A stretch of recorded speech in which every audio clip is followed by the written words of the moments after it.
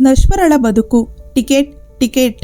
ರೀ ಮೇಡಮ್, ಎಲ್ಲಿಗೆ ಹೋಗ್ಬೇಕು? ನೀವು ಟಿಕೆಟ್ ತಗೊಳ್ಳಿ. ಬಸ್ ಹತ್ತಿದಾಕ್ಷಣ ಸೀಟಿಗೊರಗಿ ಕಣ್ಮುಚ್ಚಿದ ನಶ್ವರ ಕಂಡಕ್ಟರ್ ಕರೆಗೆ ಎಚ್ಚರಗೊಂಡಳು. ಸೆರಗ ತುದಿಯ ಗಂಟನ್ನು ಬಿಚ್ಚಿ 500ರ ನೋಟ್ ಕೊಟ್ಟು ಬೆಂಗಳೂರಿಗೆ ಟಿಕೆಟ್ ಪಡೆದಳು. ಕಂಡಕ್ಟರ್ ಆಕೆಯನ್ನು ಮೇಲಿನಿಂದ ಕೆಳಗೆ ಒಮ್ಮೆ ದಿಟ್ಟಿಸಿ ಅಲ್ಲಿಂದ ಮುಂದೆ ಹೋದನು.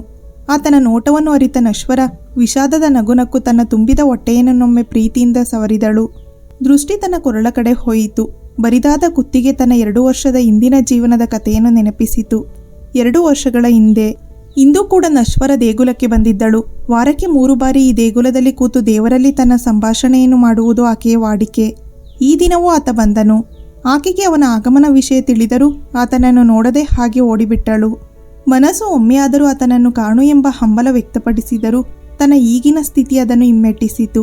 ಇಂದು ಈ ದಿನದ ವಿಷಯವಲ್ಲ, 3 ತಿಂಗಳಿನಿಂದ ನಡೆದು ಬಂದ ಕತೆ ಇದು. ಆ ಸುರದೃಪಿ ಹುಡುಗನಿಗೆ ಈ ದಿನವೂ ಕೂಡ ನಿರಾಸೆಯೇ ಕಾದಿತ್ತು. ಏನಾದರೂ ಸರಿ, ಮುಂದಿನ ಭೇಟಿಯಲ್ಲಿ ಅವಳೊಂದಿಗೆ ತನ್ನ ಭಾವನೆಗಳನ್ನು ಹೇಳಿಕೊಳ್ಳಬೇಕು ಎಂದು ನಿರ್ಧರಿಸಿ ಅಲ್ಲಿಂದ ಹೊರಟನು. ಎಂದಿಗಿಂತ ಇಂದು ಮುಂಚಿತವಾಗಿಯೇ ದೇಗುಲದಿಂದ ಬಂದ ನಶ್ವರಳನ್ನು ಹೆಣ್ಣಿನ ಧ್ವನಿ ತಡೆಯಿತು. ಏನಾಯ್ತು ನಶು, ಇವತ್ತು 1 ಗಂಟೆ ಮುಂಚೆನೇ ಬಂದಿದ್ಯಾ? ಏನಾದರೂ ತೊಂದರೆ ಆಯ್ತಾ? ಸಹಜವಾದ ಕಾಳಜಿ ಇತ್ತು ಪ್ರಶ್ನೆಯಲ್ಲಿ. ಏನಿಲ್ಲ ಮಾಜಿ, ಮಳೆ ಬರೋ ಹಾಗಿತ್ತು. ಮತ್ತೆ ಸಿಕ್ಕಿ ಹಾಕಿಕೊಂಡ್ರೆ ಕಷ್ಟ ಆಗುತ್ತೆ ಅಂತ ಬೇಗನೆ ಬಂದೆ. ಸರಿ, ಊಟ ಮಾಡಿ ರೆಡಿಯಾಗು, ನಿನಗೋಸ್ಕರ ಕಾಯ್ತಿದ್ದಾರೆ. ರಾತ್ರಿ 10 ಗಂಟೆಗೆ ಬರ್ತಾರೆ. ನಶ್ವರ ತಲೆಯಲ್ಲಾಡಿಸಿದಳಷ್ಟೇ. ಸೀದಾ ಕೋಣೆಗೋಗಿ ತಯಾರಾಗಲು ನಿಂತಳು. ಮಾರನೇ ದಿನವೂ ದೇಗುಲಕ್ಕೆ ಬಂದವಳು ಅವನ ನಿರೀಕ್ಷೆಯಲ್ಲೇ ದೇವರ ಮುಂದೆ ಕೂತಳು. ಅವನು ಬರದಿದ್ದಾಗ ತನ್ನ ಯೋಚನೆಗೆ ಸಪ್ಪಿಸಿ ಎದ್ದು ಹೊರಬಂದಳು. ಆದರೆ ಅವಳ ಆಶ್ಚರ್ಯಕ್ಕೆ ಆ ಹುಡುಗ ನಶ್ವರಳ ಮುಂದೆ ಹೂಬೊಕ್ಕೆಯನ್ನು ಕೈಯಲ್ಲಿಡಿದು ಮಂಡಿಯೂರಿ ಕೂತಿದ್ದನು. ನಶ್ವರಳಿಗೆ ಇದು ಕನಸೋ ನನಸೋ ತಿಳಿಯದ ಅನುಭವ. ಆದರೂ ಸಾವರಿಸಿಕೊಂಡು ಹಾಗೇ ನಿಂತಳು. ಆ ಹುಡುಗನೇ ಮಾತು ಶುರು ಮಾಡಿದನು. ನಿಮ್ಮನ್ನು ನೋಡಿದ ಮೊದಲ ನೋಟದಲ್ಲೇ ಈ ಹೃದಯ ತಾಳ ತಪ್ಪಿತು. ನಿಮ್ಮ ನಗು, ನಿಮ್ಮ ನಡೆ ಎಲ್ಲವೂ ಎಷ್ಟು ಚಂದ. 3 ತಿಂಗಳಿನಿಂದ ನಿಮ್ಮನ್ನು ನೋಡ್ತಿದ್ರೆ ಒಮ್ಮೆ ಕೂಡ ಯಾರ ಕಡೆಯೂ ನೀವು ತಿರುಗಿ ಕೂಡ ನೋಡಲಿಲ್ಲ. ಅದೇ ನಿಮ್ಮಲ್ಲಿ ನನಗೆ ಹೆಚ್ಚು ಇಡ್ಸಿದ್ದು. I love you, will you marry me? ನನ್ನನ್ನು ಮದುವೆ ಆಗ್ತೀರಾ ಎಂದು ತನ್ನ ಬಹುದಿನದ ಭಾವನೆಗಳನ್ನು ಆಕೆಯ ಮುಂದಿಟ್ಟನು. ನಶ್ವರ ವಿಷಾದದ ನಗೆನಕ್ಕೂ ಆತನಿಗೆ, ನೀವು ಈ ವಿಚಾರವನ್ನು ನನ್ನಲ್ಲಿ ಕೇಳೋ ಬದಲು ನನ್ನ ಕುಟುಂಬದವರ ಬಂದು ಕೇಳಿ. ಅವರು ಒಪ್ಪಿದರೆ ನನ್ನ ಅಭ್ಯಂತರವೇನೂ ಇಲ್ಲ ಎಂದು ಹೇಳಿ ಆತನಿಗೆ ಒಂದು ಕಾರ್ಡ್ ಕೊಟ್ಟು ಅಲ್ಲಿಂದ ಮರೆಯಾದಳು. ಹುಡುಗನ ಸಂತೋಷಕ್ಕೆ ಪಾರವೇ ಇರಲಿಲ್ಲ. ಅಲ್ಲೇ ಕುಣಿದು ನಾಳಿನ ಭೇಟಿಗೆ ಯೋಜನೆಗಳನ್ನು ರೂಪಿಸುವಲ್ಲಿ ನಿರತನಾದನು. ಮನೆಗೆ ಬಂದ ನಶ್ವರ ಸೀದಾ ಒಬ್ಬ ವಯಸ್ಸಾದ ಮಹಿಳೆಯ ಮಡಿಲಲ್ಲಿ ತಲೆಯಿಟ್ಟಳು. ಆಕೆ ನಶ್ವರಳ ತಲೆ ಸವರುತ್ತಾ, ಏನಾಯ್ತಿವತ್ತು, ಅವನು ಬಂದಿದ್ನಾ? ನಶ್ವರ ಹೌದೆಂಬಂತೆ ತಲೆಯಾಡಿಸಿದಳು. ವಾರದಲ್ಲಿ 3 ದಿನ ಇದನ್ನೇ ಹೇಳ್ತೀಯಾ? ಒಮ್ಮೆ ಅವನ ಜೊತೆ ಮಾತಾಡೋದು ಒಳ್ಳೇದು ಅನಿಸುತ್ತೆ. ಹೌದು ದೀದಿಮಾ, ಅದಕ್ಕೆ ನಾನು ನಾಳೆ ಬೆಳಿಗ್ಗೆ ಇಲ್ಲಿಗೆ ಬರೋಕೆ ಹೇಳಿದ್ದೀನಿ ಎಂದು ದೇಗುಲದಲ್ಲಿ ನಡೆದ ಎಲ್ಲ ವಿಷಯವನ್ನು ವಿವರಿಸಿದಳು. ಆ ಅಜ್ಜಿ ನಗುತ್ತಾ, ಏನು ಆ ಹುಡುಗ ಇಷ್ಟ ಆದನಾ? ಪ್ರತಿ ಬಾರಿ ಯಾರಾದರೂ ಮಾತಾಡೋಕೆ ಬಂದರೆ ಬೈತಿದ್ದೆ, ಇವಾಗ ಇವನನ್ನು ಇಲ್ಲಿಗೆ ಬರ ಹೇಳಿದ್ಯಾ? ಯಾಕೋ ಗೊತ್ತಿಲ್ಲ ದೀದಿಮಾ, ಅವನ ಸಾಮೀಪ್ಯ ಯಾವುದೋ ನೆಮ್ಮದಿಯ ಭಾವ ಮೂಡಿಸುತ್ತೆ ಎದೆಯಲ್ಲಿ. ರಮಣಿ ಖಂಡಿತ ಇದನ್ನು ಒಪ್ಪುವುದಿಲ್ಲ ಮಗಳೇ. ಅವಳು ನಿನ್ನನ್ನು ಕಳ್ಕೊಳ್ಳೋಕೆ ಯಾವತ್ತೂ ಇಚ್ಛಿಸುವುದಿಲ್ಲ. ನೀನು ಅವನನ್ನು ಮರೆಯುವುದೇ ಒಳ್ಳೆಯದು. ನಶ್ವರ ಏನೂ ಉತ್ತರಿಸದೆ ಅಲ್ಲಿಂದ ಎದ್ದು ಹೋದಳು. ಆ ಅಜ್ಜಿ ಆಕೆ ಹೋಗುವ ದಾರಿಯನ್ನೇ ನೋಡುತ್ತಾ ರಮಣಿಯಲ್ಲಿ ಮಾತನಾಡಲು ಹೋದರು. ರಾತ್ರಿಯ ಅತಿಯಾದ ಆಯಾಸಕ್ಕೇನೋ ನಶ್ವರ ತಡವಾಗಿ ಎಚ್ಚರಗೊಂಡಳು. ಹುಡುಗನಿಗೆ ಹೇಳಿದ ಮಾತನ್ನು ನೆನೆದು ಬೇಗ ತಯಾರಾಗಿ ತನ್ನ ಕೋಣೆಯಿಂದ ಹೊರಬಂದಳು. ಹುಡುಗನು ಆಗ ತಾನೇ ವಿಳಾಸ ಹುಡುಕಿ ಕ್ಯಾಟರಿಂಗ್ ಸರ್ವಿಸ್ ಎಂಬ ನಾಮಫಲಕವಿರುವ ಕಟ್ಟಡದ ಮುಂದೆ ನಿಂತನು. ಅರೆ, ಅಡುಗೆ ಗುತ್ತಿಗೆಗೆ ಇಷ್ಟೊಂದು ದೊಡ್ಡ ಕಟ್ಟಡನಾ? ಅನುಮಾನದಿಂದಲೇ ಒಳಬಂದನು. ಬಂದವನ ಸ್ವಾಗತ ಕೋರಿದ್ದು ಹಲವಾರು ಮಂದಿಯ ಹೆಂಗಳೆಯರ ಗುಂಪು. ತನ್ನನ್ನೇ ಅಸ್ತೆಯಿಂದ ನೋಡುತ್ತಿದ್ದ ಹೆಣ್ಣು ಮಕ್ಕಳನ್ನು ನೋಡಿ ಕಸಿವಿಸಿಯಾದರೂ ಬಂದಿರುವ ಕಾರಣವನ್ನು ನೆನೆದು ಮುಂದೆ ನಡೆದನು. ಒಳಬಂದವನಿಗೆ ಅದು ಬೇರೆಯೇ ಲೋಕ ಎಂದು ತಿಳಿಯಲು ಹೆಚ್ಚು ಸಮಯ ಹಿಡಿಯಲಿಲ್ಲ. ಸುತ್ತಲೂ ಕಣ್ಣಾಡಿಸುತ್ತಿದ್ದವನನ್ನು ಹೆಣ್ಣಿನ ಧ್ವನಿ ಎಚ್ಚರಿಸಿತು. ಯಾರು ಬೇಕಿತ್ತು ನಿನಗೆ? ಆ ಹುಡುಗನಿಗೆ ನಶ್ವರಳ ಮುಖ ಪರಿಚಯವಿದ್ದೇ ಹೊರತು ಹೆಸರು ತಿಳಿದಿರಲಿಲ್ಲ. ಹೇಗೋ ನೆನೆ ನಡೆದ ಸಂಗತಿಗಳನ್ನು ಹೇಳಿ ತನ್ನ ಹೆಸರು ಸಮರ್ಥ್ ಎಂದು ಪರಿಚಯಿಸಿಕೊಂಡನು. ಅಲ್ಲೇ ಇದ್ದ ಅಜ್ಜಿ ರಮಣಿಯ ಬಳಿ ಬಂದು, ನಾನು ನೆನ್ನೆ ಹೇಳಿದ ಹುಡುಗ ಇವನೇ ಎಂದು ಹೇಳಿ ಅವಳ ಪಕ್ಕ ಕುಳಿತಳು. ಎಲ್ಲ ಹೆಂಗಳೆಯರು ಅವನ ಮಾತಿಗೆ ಆಶ್ಚರ್ಯಗೊಂಡು ಮುಂದೆ ನಡೆಯುವ ಸನ್ನಿವೇಶಕ್ಕೆ ಕಾದು ನಿಂತರು. ರಮಣಿ ಅವರೆಲ್ಲರಿಗೂ ಒಳಹೋಗುವಂತೆ ಹೇಳಿದಳು. ಹಾಗೆ ಅವನನ್ನು ದಿಟ್ಟಿಸುತ್ತಲೇ, ನಶು, ಇವನಿಗೆ ಜ್ಯೂಸ್ ತೆಗೆದುಕೊಂಡು ಬಾ ಎಂದು ಆದೇಶಿಸಿದರು. ನಶ್ವರ ದಡಬಡಾಯಿಸುತ್ತಲೇ ಬಂದು ಅವನ ಮುಂದೆ ಜ್ಯೂಸ್ ಹಿಡಿದು ತಲೆ ತಗ್ಗಿಸಿದಳು. ಅವ ಆಕೆಯ ಮುಖವನ್ನೇ ನೋಡುತ್ತಾ ಗ್ಲಾಸ್ ಪಡೆದನು. ರಮಣಿ ಮಾತು ಮುಂದುವರಿಸಿದಳು. ನಿನಗೆ ನಶ್ವರ ಬಗ್ಗೆ ತುಂಬ ಮುಖ್ಯವಾದ ವಿಷಯ ಹೇಳಬೇಕು. ಅದು ಕೇಳಿ ಕೂಡ ನೀನು ಅವಳನ್ನು ಮದುವೆ ಆಗೋಕೆ ಒಪ್ಪೋದಾದ್ರೆ ನನಗೇನೂ ಅಭ್ಯಂತರವಿಲ್ಲ. ನೀನು ಇಲ್ಲಿಗೆ ಬಂದ ಮೇಲೆ ನಿನಗೆ ಇದು ಯಾವ ಸ್ಥಳ ಅಂತ ಗೊತ್ತಾಗಿರುತ್ತೆ ಅಲ್ವಾ? ಹೌದು, ನಿನ್ನ ಊಹೆ ನಿಜ. ಇದು ವೇಶ್ಯೆಯರ ಮನೆ. ಅದಕ್ಕಿಂತ ಹೆಚ್ಚಾಗಿ ನೀನು ಪ್ರೀತಿಸುತ್ತಿರುವ ನಶ್ವರ ಕೂಡ ಇಲ್ಲಿ ಕೆಲಸ ಮಾಡ್ತಾಳೆ. ಸಮರ್ಥನಿಗೆ ಆದ ಶಾಕಿನಿಂದ ಕೈಯಲ್ಲಿದ್ದ ಗಾಜು ನೆಲ ಸೇರಿತು. ಏನೂ ಹೇಳದೆ ಸೀದಾ ಅಲ್ಲಿಂದ ಎದ್ದು ಹೋದನು. ಅವನು ಹೋದ ದಾರಿಯನ್ನು ನೋಡುತ್ತಾ ರಮಣಿ ವ್ಯಂಗ್ಯವಾಗಿ ನಕ್ಕು ಮರೆಯಲ್ಲಿ ನಿಂತಿದ್ದ ನಶ್ವರ ತಲೆ ಸವರಿ ಅಲ್ಲಿಂದ ಹೋದಳು. ಹೆಸರಿಗೆ ತಕ್ಕಂತೆ ತನ್ನ ಪ್ರೀತಿ ನಶ್ವರವೆಂದು ತಿಳಿದ ಆಕೆ ಅಲ್ಲಿಂದ ತನ್ನ ಕೆಲಸದಲ್ಲಿ ತೊಡಗಿಸಿಕೊಂಡಳು. ನಶ್ವರ ಹೆಸರಿಗೆ ವಿರುದ್ಧವಾಗಿತ್ತು ಆಕೆಯ ರೂಪ. ತನ್ನ ಕಣ್ಣಿನಿಂದಲೇ ಹೃದಯವನ್ನು ಕದಿಯುವ ಶಕ್ತಿ ಹೊಂದಿದವಳು. ಚಿಕ್ಕ ವಯಸ್ಸಿನಿಂದ ರಮಣಿಯ ಆಶ್ರಯದಲ್ಲೇ ಬೆಳೆದ ನಶ್ವರ ವಯಸ್ಸಿಗೆ ಬಂದಾಗ ತನ್ನ ಸೌಂದರ್ಯದಿಂದ ಎಲ್ಲರ ಕಣ್ಣು ಕುಕ್ಕಿಸಿದಳು. ತನ್ನ ಅಂದವನ್ನು ಬಿಟ್ಟರೆ ಆಕೆಯಲ್ಲಿ ಬೇರೇನೂ ಇರಲಿಲ್ಲ. ಓದು ಎಂಬುದೇ ಆಕೆಗೆ ದೂರದ ವಿಷಯ. ಲೋಕಲ್ ದಂಧೆಯಾಗಿ ನಡೆಯುತ್ತಿದ್ದ ರಮಣಿಯ ಈ ಕೆಲಸ ನಶ್ವರಳಿಂದ ಹೆಚ್ಚು ಮಾರ್ಪಾಟುಗೊಂಡಿತು. ರಮಣಿಗೆ ಆಕೆ ಚಿನ್ನದ ಮೊಟ್ಟೆಯನ್ನು ಇಡುವ ಕೋಳಿಯಂತೆ ಪರಿಣಮಿಸಿದಳು. ಹಲವಾರು ಜನರಿಂದ ತನ್ನ ದೇಹ ನಲುಗಿದರೂ ತನ್ನ ಜೀವನದಲ್ಲಿ ಬೇರೇನೂ ಇಲ್ಲವೆಂದು ತಿಳಿದಿದ್ದಳು. ಆ ಹುಡುಗಿಯನ್ನು ನೋಡುವ ತನಕ ಜನರ ಕ್ಷಣಿಕ ಮೋಹಕ್ಕೆ ತನ್ನನ್ನು ಸಮರ್ಪಿಸಿಕೊಳ್ಳುತ್ತಿದ್ದಳು. ನಶ್ವರ ಆ ಹೆಸರು ಇಟ್ಟಿದ್ದು ಆ ವೃದ್ಧೆ. ಆಕೆಗೆ 6 ವರ್ಷವಿದ್ದಾಗ ಯಾರೋ ಆಕೆಯನ್ನು ಇಲ್ಲಿ ತಂದು ಬಿಟ್ಟಿದ್ದಷ್ಟೇ. ಆಕೆಗೆ ನೆನಪು. ತಂದೆ ತಾಯಿಯ ಪ್ರೀತಿ ಸಿಗದ ಹುಡುಗಿಗೆ ನೋವು ಶಾಶ್ವತವಾಗದೇ ಇರಲಿ ಎಂದು ನಶ್ವರ ಎಂಬ ಹೆಸರಿಟ್ಟರು. ನಶ್ವರಳಿಗೆ ಬಾಹ್ಯ ಪ್ರಪಂಚದ ಅರಿವಿರಲಿಲ್ಲ. ಯಾರೋ ತನ್ನ ಜೊತೆಯಿದ್ದ ಹುಡುಗಿಯರಲ್ಲಿ ಒಬ್ಬಳು ತನ್ನ ಗತಜೀವನದ ಪ್ರೀತಿಯ ಬಗ್ಗೆ ಹೇಳಿಕೊಂಡಿದ್ದಾಗ ಪ್ರೀತಿಯ ಬಗ್ಗೆ ಭಾವನೆ ಹುಟ್ಟಿತು. ಆದರೆ ಈತನು ಕೂಡ 1000ರಲ್ಲಿ ಒಬ್ಬನು ಎಂದು ಸಮಾಧಾನಪಟ್ಟು ಸುಮ್ಮನಾದಳು. ಮುಂದಿನ ದಿನ ತನ್ನ ಅಚ್ಚರಿಗೆ ಸಮರ್ಥ್ ಸೀರೆ ಒಡವೆ ತಾಂಬೂಲದೊಂದಿಗೆ ಆಕೆ ಮುಂದೆ ನಿಂತಿದ್ದನು. ರಮಣಿ ಏನೂ ಹೇಳದೆ ಕೈಕಟ್ಟಿ ನಿಂತಳು. ಆಗ ಸಮರ್ಥ್, ನೋಡಿ, ನಿನ್ನೆ ನೀವು ಹೇಳಿದಾಕ್ಷಣ ನನಗೆ ನಶ್ವರಳ ಈ ವ್ಯಕ್ತಿತ್ವವನ್ನು ಒಪ್ಪಿಕೊಳ್ಳೋಕೆ ಆಗಲಿಲ್ಲ. ಆದರೆ ನೆನೆ ಪೂರ್ತಿ ನಾನು ಯೋಚನೆ ಮಾಡಿದ್ದೀನಿ. ನನ್ನ ಜೀವನನ ನಾನು ಹಂಚಿಕೊಳ್ಳೋದಾದರೆ ಅದು ಇವಳೊಂದಿಗೆ ಮಾತ್ರ. ಯಾರು ಏನೇ ಹೇಳಿದ್ರೂ ಸರಿ. ನಾನು ಸಾಫ್ಟ್ವೇರ್ ಇಂಜಿನಿಯರ್. ನನ್ನೂರು ಉತ್ತರ ಕನ್ನಡ. ಇಲ್ಲಿ ಕೆಲಸಕ್ಕೆ ಬಂದಿದ್ದೆ. ನಶ್ವರನ ನಾನು ಮದುವೆ ಆಗಿ ಅಲ್ಲಿಗೆ ಕರ್ಕೊಂಡು ಹೋಗ್ತೀನಿ. ಅವಳಿಗೆ ಯಾವ ದುಃಖ ಕೂಡ ಬರೋಲ್ಲ. ದಯವಿಟ್ಟು ಒಪ್ಕೊಳ್ಳಿ ಎಂದು ತನ್ನ ಮಾತು ಮುಗಿಸಿ ನಿಂತನು. ರಮಣಿಗೆ ಹುಡುಗ ನಂಬಿಕಸ್ಥನೆನಿಸಿದನು. ಅವನನ್ನು ಅಲ್ಲೇ ಕೂರಿಸಿ ನಶ್ವರ ಕೋಣೆಗೆ ಆ ವೃದ್ಧೆಯೊಂದಿಗೆ ಹೋದಳು. ನಶ್ವರ ಏನೂ ಹೇಳದೆ ತಲೆ ತಗ್ಗಿಸಿದಳು. ರಮಣಿ ತೋರು ಬೆರಳಿನಿಂದ ಆಕೆಯ ಗಲ್ಲವೆತ್ತಿ, ಇಷ್ಟು ವರ್ಷದಲ್ಲಿ ಮೊದಲ ಬಾರಿಗೆ ನಿನ್ನ ಕಣ್ಣಲ್ಲಿ ಪ್ರೀತಿ ಎಂಬ ಭಾವನೆ ನೋಡ್ತಿದ್ದೀನಿ. ಅದು ವಯೋಸಹಜ. ಆದರೂ ಕೂಡ ನಿನ್ನಲ್ಲಿ ಇಷ್ಟು ದಿನ ಇರಲಿಲ್ಲ. ಆದರೆ ಆ ಹುಡುಗ ನಿನ್ನನ್ನು ಬದಲಾಯಿಸಿದ್ದಾನೆ. ನಿನ್ನ ಈಗಿನ ಜೀವನಕ್ಕೆ ನಾನೇ ಕಾರಣ. ನನ್ನ ಹೊಟ್ಟೆಪಾಡಿಗೆ ನಿನ್ನ ಬಳಸಿಕೊಂಡೆ. ಆದರೆ ಇನ್ಮುಂದೆ ಬೇಡ. ಅವನ ಜೊತೆ ಹೋಗು ನಶು. ಅವನ ಬಗ್ಗೆ ನಾನು ಏನೂ ಹೇಳಲ್ಲ. ಆದರೆ ಅವನ ಜೊತೆಯ ಜೀವನ ನಿನಗಿಷ್ಟ ಅಂದರೆ ನಾನು ಯಾವತ್ತೂ ನಿನ್ನ ತಡೆಯಲ್ಲ. ಇಲ್ಲಿಂದ ಯಾವ ವಸ್ತುವನ್ನು ತೆಗೆದುಕೊಂಡು ಹೋಗಬೇಡ. ಇಲ್ಲಿನ ನಿನ್ನ ಜೀವನ ಇಲ್ಲಿಗೆ ಮುಗಿಸಿ ಹೊಸ ಬಾಳನ್ನು ಶುರು ಮಾಡು.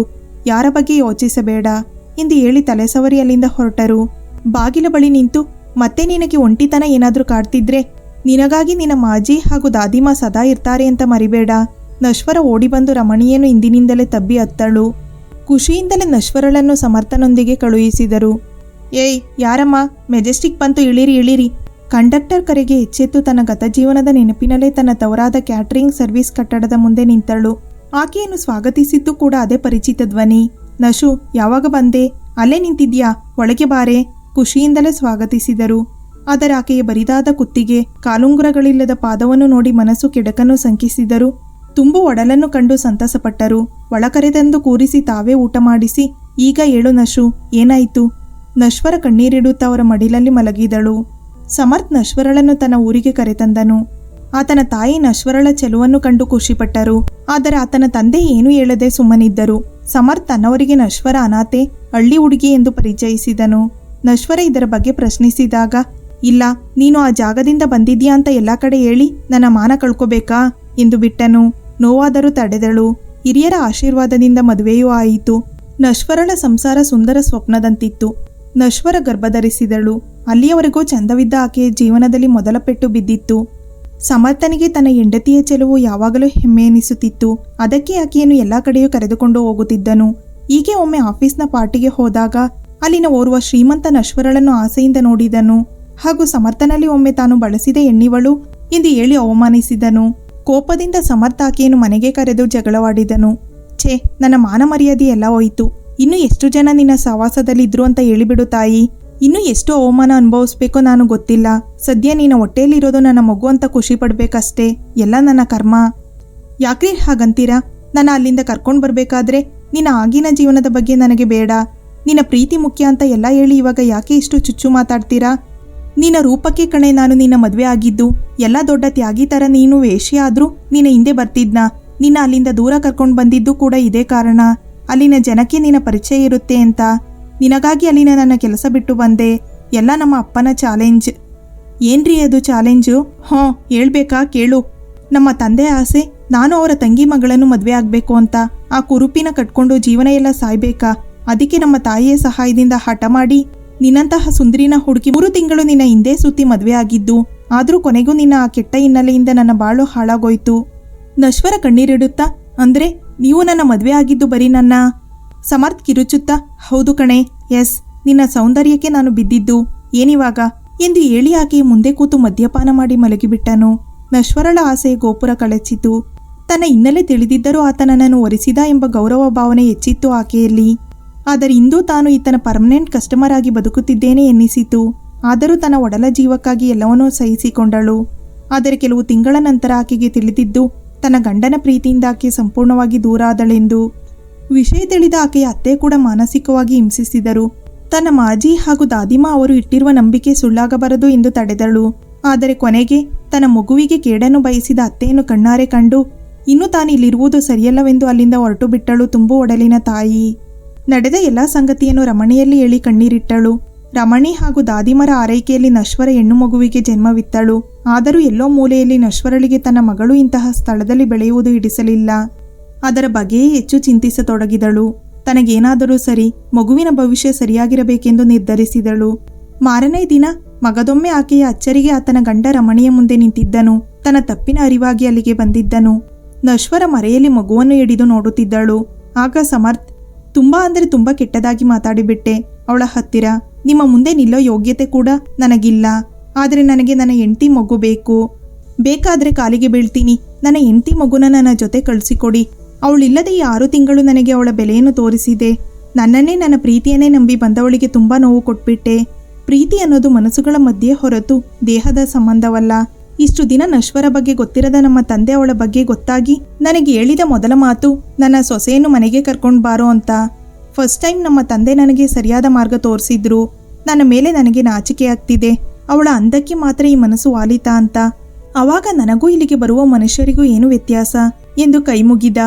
ದಯವಿಟ್ಟು ನಶ್ವರನ ನನ್ನ ಜೊತೆ ಕಳುಹಿಸಿಕೊಡಿ ಎಂದು ತನ್ನ ಮಾತು ಮುಗಿಸಿದನು. ರಮಣಿ ಏನು ಹೇಳುವುದು ಎಂದು ನಶ್ವರಳ ಮುಖವನ್ನು ನೋಡಿದಳು. ನಶ್ವರ ಮಗುವಿನ ಜೊತೆ ಮುಂದೆ ಬಂದದ್ದು ನೋಡಿ ಸಮರ್ಥ್ ಖುಷಿಪಟ್ಟನು. ಆಕೆಯನ್ನು ಬಳಸಲು ಮುಂದಾದಾಗ ಕೈ ಅಡ್ಡ ಇಟ್ಟು ತಡೆದಳು. ಆತ ಪ್ರಶ್ನಾರ್ಥಕವಾಗಿ ನೋಡಿದಾಗ ತನ್ನ ಮಾತು ಪ್ರಾರಂಭಿಸಿದಳು. ನಿಮ್ಮ ತಪ್ಪು ನಿಮಗೆ ಅರ್ಥವಾಗಿರಬಹುದು ಮಿಸ್ಟರ್ ಸಮರ್ಥ್. ಆದರೆ ನನ್ನ ಮನಸ್ಸನ್ನು ಯಾವತ್ತೂ ಅರ್ಥ ಮಾಡ್ಕೊಳ್ಳಿಲ್ಲ ನೀವು. ನನ್ನ ಹೆಸರ ಅರ್ಥದಂತೆ ನಡೀತಿದೆ ನನ್ನ ಬದುಕು. ನಶ್ವರ ಅಂದರೆ ಶಾಶ್ವತವಲ್ಲದ. ಹೌದು, ನನ್ನ ಬಾಳಿಗೆ ಇದುವರೆಗೂ ಯಾವುದೋ ಶಾಶ್ವತವಾಗಿ ಸಿಕ್ಕಿಲ್ಲ. ಎಲ್ಲ ಕೂಡ ಕ್ಷಣಿಕ ಸಂಗತಿಗಳು. ತಂದೆ ತಾಯಿ ಪ್ರೀತಿ ನಶ್ವರ. ನನ್ನ ಬಾಲ್ಯದ ಸಂತೋಷವೂ ನಶ್ವರ. ನಿಮ್ಮ ಪ್ರೀತಿ ಕೂಡ ನಶ್ವರ. ನಿಮ್ಮ ಜೊತೆಯ ನನ್ನ ಜೀವನ ನಶ್ವರ. ಯಾವುದೂ ಕೂಡ ನನ್ನ ಜೊತೆ ಹೆಚ್ಚು ಉಳಿಯೋಕೆ ಆಗಲಿಲ್ಲ. ಹೀಗಿರುವಾಗ ಮತ್ತೆ ನಾನು ನಿಮ್ಮ ಜೀವನದಲ್ಲಿ ಖಂಡಿತ ಸಾಧ್ಯವಿಲ್ಲ. ನನ್ನ ಜೀವನ ಹರಿಯುವ ನದಿಯಂತೆ. ಅದು ಎಲ್ಲೆಲ್ಲಿಗೆ ಹೋಗುತ್ತೆ ಅಂತ ಯಾರಿಗೂ ಗೊತ್ತಾಗುವುದಿಲ್ಲ. ಅದಕ್ಕೆ ಅದನ್ನು ಯಾರೂ ಕೂಡ ತಡೆಯಲ್ಲ. ನನ್ನ ಜೀವನನ ತಡಿಬೇಡಿ. ನಿಮಗಾಗಿ ಇನ್ನು ಪರಿಶುದ್ಧವಾದ ಪ್ರೇಮದಿಂದ ಕಾಯ್ತಿರೋ ನಿಮ್ಮ ತಂದೆಯ ತಂಗಿ ಮಗಳನ್ನು ಮದುವೆಯಾಗಿ ಖುಷಿಯಾಗಿರಿ. ನಿಮ್ಮ ಜೀವನದಲ್ಲಿ ಈ ನಶ್ವರ ಒಂದು ಕ್ಷಣಿಕ ಅನುಭವ ಅಂತ ಭಾವಿಸಿ ಎಂದು ಹೊರಡುವವಳನ್ನು ರಮಣಿ ತಡೆದಳು. ಬೇಡ ಮಾಜಿ, ನನಗೆ ಆ ಜೀವನ ಬೇಡ ಎಂದಳು. ಆಗ ರಮಣಿ, ನಿನ್ನ ನಿರ್ಧಾರನ ನಾನು ಅವತ್ತೂ ಕೂಡ ತಡೆದಿಲ್ಲ, ಇವತ್ತೂ ಕೂಡ ತಡೆಯೋಲ್ಲ. ಆದರೆ ನಿನ್ನ ಮುಂದಿನ ಜೀವನಕ್ಕೆ ಒಂದೇ ಒಂದು ಬದಲಾವಣೆ ಆಗಬೇಕು ಎಂದು ಹೇಳುತ್ತಾ ನಶ್ವರಳ ಮಗುವನ್ನು ಸಮರ್ಥನೆಗೆ ಒಪ್ಪಿಸಿದಳು. ನಶ್ವರ ಅರ್ಥೈಸಿಕೊಂಡು ನೋವಾದರೂ ತಡೆದು ನಿಂತಳು. ನಿನ್ನ ತಪ್ಪಿನ ಪಶ್ಚಾತ್ತಾಪಕ್ಕೆ ನಿನ್ನ ಪ್ರೀತಿನ ನಾನು ಕೊಡೋಕೆ ಆಗಲಿಲ್ಲ. ಆದರೆ ನಿನ್ನ ಪ್ರೀತಿಯ ಕುಡಿನ ಕೊಡ್ತಿದ್ದೀನಿ, ಜೋಪಾನವಾಗಿ ನೋಡ್ಕೋ. ಸಮರ್ಥನೆಗೆ ಖುಷಿಯಾದರೂ ತಾಯಿ ಮಗುವನ್ನು ಬೇರೆ ಮಾಡುವ ಉದ್ದೇಶವನ್ನು ನಿರಾಕರಿಸಿದನು. ಆಗ ನಶ್ವರ, ಜೀವನದಲ್ಲಿ ಎಲ್ಲವನ್ನೂ ಕಳ್ಕೊಂಡ ನನಗೆ ಮಗುನ ಮರೆಯೋಕೆ ಸ್ವಲ್ಪ ಜಾಸ್ತಿನೇ ಕಷ್ಟ ಆಗುತ್ತೆ. ಆದರೂ ಪರವಾಗಿಲ್ಲ. ಹಿಂದೆ ನೀ ಕೇಳಿದ ಹಾಗೆ ನನ್ನ ಮಗು ಕೂಡ ನನ್ನ ತನದ ಪ್ರಶ್ನೆ ಮಾಡಿದ್ರೆ ಅದನ್ನು ಭರಿಸೋ ಶಕ್ತಿ ಖಂಡಿತ ನನ್ನಲ್ಲಿ ಇಲ್ಲ. ಅವಳು ಒಳ್ಳೆ ಪ್ರಜೆಯಾಗಿ ಬಾಳಲಿ, ಅಷ್ಟೇ ಸಾಕು ಎಂದು ಹೇಳಿ ಅಲ್ಲಿ ನಿಲ್ಲಲಾಗದೆ ಓಡಿ ಕೋಣೆ ಸೇರಿದಳು. ಅವಳಿಗೆ ಕೇಳಿಸುವಂತೆ ಸಮರ್ಥ್, ಕ್ಷಮಿಸು ನಶ್ವರ, ನೀನು ಹೇಳಿದ ಪ್ರತಿಯೊಂದು ಮಾತನ್ನು ನಾನು ನಡೆಸಿಕೊಡ್ತೀನಿ. ಆದರೆ ಅವಳಿಗೆ ಬೇರೆ ತಾಯಿಯನ್ನು ಮಾತ್ರ ನಾನು ತರಲಾರೆ. ನಿನಗೆ ಈಗ ನಿನ್ನ ಪ್ರೀತಿ ಮುಗಿದ ಅಧ್ಯಾಯ ಇರಬಹುದು. ಆದರೆ ಈ ಸಮರ್ಥನಿಗೆ ನಿನ್ನ ನಿಜವಾದ ಪ್ರೀತಿಯ ಅರ್ಥ ಈಗ ಸಿಕ್ಕಿದೆ.